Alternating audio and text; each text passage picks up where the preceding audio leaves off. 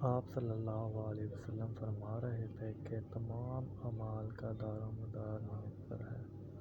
اور ہر عمل کا نتیجہ ہر انسان کو اس کی نیت کے مطابق ہی ملے گا۔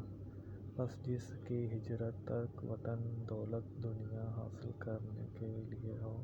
یا کسی عورت سے شادی کی غرض سے ہو، بس اس کی ہجرت ان ہی چیزوں کے لیے ہوگی جن کے حاصل کرنے کی نیت سے اس نے ہجرت کی ہے۔ ایک شخص حارث بن ہشام نامی نے ان حضرت صلی اللہ علیہ وسلم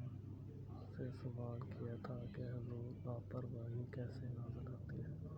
آپ صلی اللہ علیہ وسلم نے فرمایا کہ وحی نازل ہوتے وقت کبھی مجھ کو